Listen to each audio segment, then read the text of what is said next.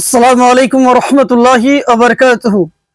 আজকে আপনাদেরকে একটি ভণ্ড মুফতি জাহাঙ্গীর সাহেবের কিছু ভিডিও ক্লিপ শোনাবো এবং আমরা কিছুটা খোলাসা করার চেষ্টা করবো ইনশাআল্লাহুল আজিজ। চলেন শোনার চেষ্টা করুন। আপনাদের সমাজে আছে না নাকি কিছু লোক বেরিয়েছে এখন নতুন বিস্তারা নিয়ে, নতুন ফাতোয়া নিয়ে বেরিয়েছে যে টাকা দিয়ে ফিতরা আদায় করা হবে না। কথা হচ্ছে দেখেন, আসলে এই মুফতি জাহাঙ্গীর হোসেন তিনি সর্বক্ষেত্রে আহলুল হাদিসদের প্রতি তার একটা বিদ্বেষ, তার একটা মনের মধ্যে একটা জ্বলন, তার মধ্যে একটা ব্যথা, যেটা আমরা তার কথার মাধ্যমে বুঝতে পারি। বুঝার চেষ্টা করুন, তিনি যে কথাটা বলছেন যে টাকা দিয়ে ফিতরার ব্যাপারে উনি জায়েজ বলছেন। আর আহলুল হাদিসদের ওলামা, বিশেষভাবে যিনারা কোরআন হাদিসকে বুঝেন এবং যিনারা কোরআন হাদিসের বুঝার পরে আমল করার দিকে রয়েছেন, তেনারা আপনার টাকাকে জায়েজ বলেন না, বরঞ্চ খাদ্যদ্রব্য দিয়েই যাকাতুল ফিতর আদায় করতে হবে, এই বিষয়ে ওলামায়ে কেরাম বলছেন। চলেন শুনুন আবার কিছুটা কথা। সারা পৃথিবীর লোক যদি টাকা দিয়ে ফিতরা আদায় করে তাহলে সারা পৃথিবীর লোকের ফিতরা হবে না, সবাই গুনেগার। আসলে উনি বলছেন যে আহলুল হাদিস ওলামাদের মধ্যে কিছু ওলামা এরকম রয়েছেন যিনারা বলছেন যে টাকা দিয়ে যদি পৃথিবীর সমগ্র মানব মুসলিম সমাজ যদি কালে যাকাতুল ফিতর আদায় করে তাহলে তাদের যাকাতুল ফিতর আদায় হবে না।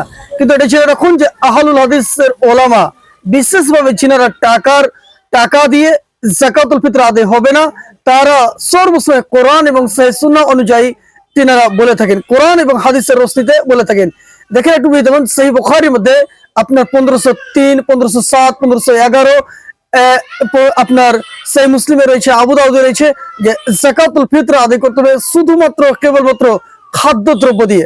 খাদ্যদ্রব্য ব্যতীত, খাদ্যদ্রব্য হতে পারে আপনার খেজুর, হতে পারে আপনার পানির, হতে পারে জব, কিন্তু যখন আপনার তম আসবে, তম দ্যাট মিনস খাদ্যদ্রব্য, এর মানে হচ্ছে যে সমাজে যেটা প্রধান খাদ্যদ্রব্য রয়েছে সে খাদ্যদ্রব্য দিয়ে যাকাতুল ফিতর আদায় করতে হবে। চলেন আর একটু কিছু শোনার চেষ্টা করি।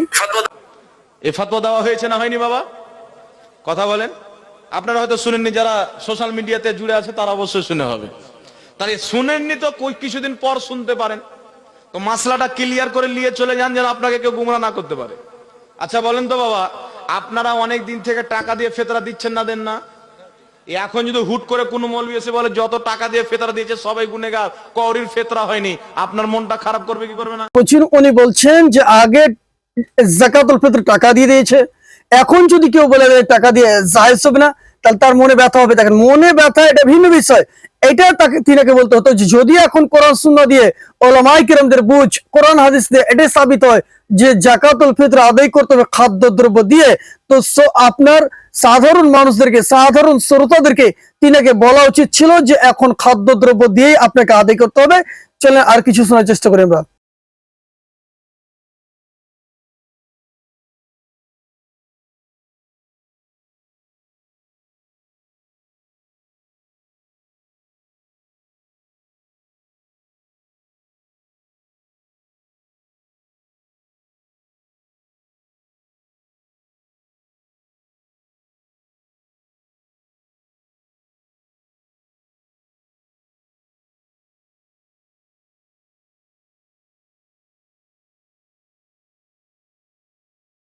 উনি বলছেন যদি ফতোয়া সাহাবায়ে কেরামদের বুঝ অনুযায়ী হয়, সাহাবায়ে কেরামদের আমল অনুযায়ী হয়, মুহাদ্দিসিনে কেরামদের অনুযায়ী হয়, তাহলে সেটা মানতে হবে, নচেত মানতে হবে না।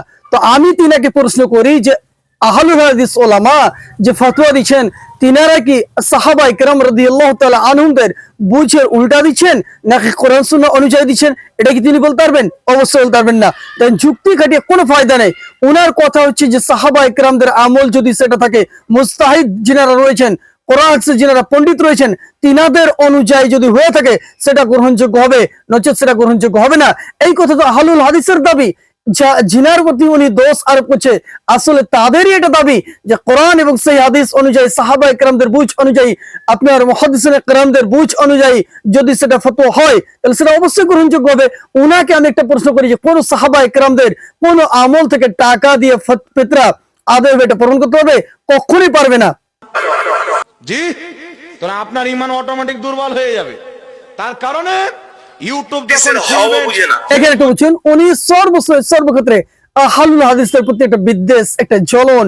তার কারণ হচ্ছে তাদের যে একটা ব্যবস্থা, তাদের যে একটা থট, তাদের যে একটা কুফরি থট, তাদের যে একটা বিদাতি থট, যে তারা যে ডিপেন্ড করে আছে, সেটাকে আহলুল হাদিস ওলামা খণ্ডন করছেন এবং সেটাকে বাতিল বলে সাব্যস্ত করছেন। ডিবেট হয়, তাহলে আমি এই বিষয়ে আগে ডিবেট করতে চাইবো যে অনেক সহি হাদিসকে লামাযহাবীরা অস্বীকার করে। এটা আমি প্রমাণ করব ইনশাআল্লাহ। 500 হাদিস জমা করা আছে আমার। কোন কোন বিষয়ের হাদিসকে তারা অস্বীকার করে, মুহাদ্দিসিন হাদিসটাকে সহি বলেছে, এরা মানে না, পাবলিকের সামনে মিথ্যা কথা বললেন যে আহলুল হাদিসেরা সহি হাদিসকে মানে না, তারা অস্বীকার করে, তারা সেখান থেকে সেটাকে প্রত্যাখ্যাত করে। এবং আরেকটি কথা বললেন উনি যে লামাযহাবীদের আমি 500 বেশি হাদিস রেখেছি যেটা সহি হাদিস, কিন্তু তারা মানে না। কিন্তু সে প্রমাণ ভিত্তিক, সে দলিল ভিত্তিক কখনোই বলতে পারবে না। শুধু এটা মিথ্যা আরোপ, সেটা আপনার মিথ্যা একটা দোষারোপ ছাড়া কিছুই নয়। দাম বেশি নাকি বলেন? তার কারণে বর্তমান জামানাতে কেউ যদি নিজের গম বিক্রি করে টাকা দিয়ে ফিতরা আদায় করে, তাহলে মিসকিনদের বেশি উপকার হবে। হবে কি? এখন উনি ব্রাদার রাহুলের কথা বললেন, ব্রাদার রাহুল যে ডিবেটের জন্য সর্বসময় প্রস্তুত রয়েছে, সে কি গ্রহণ করবে? সে কখনোই গ্রহণ করবে না। ওকে যদি ব্রাদার রাহুলের সামনে বসিয়ে দেওয়া হয়, এটা লাহোর ইজ্জতের দরবারে এটা আসাবিন যে সে কখনোই ব্রাদার রাহুলকে আপনার নিচে করতে পারবে না, ব্রাদার রাহুলের কাছে সে টিকতে পারবে না।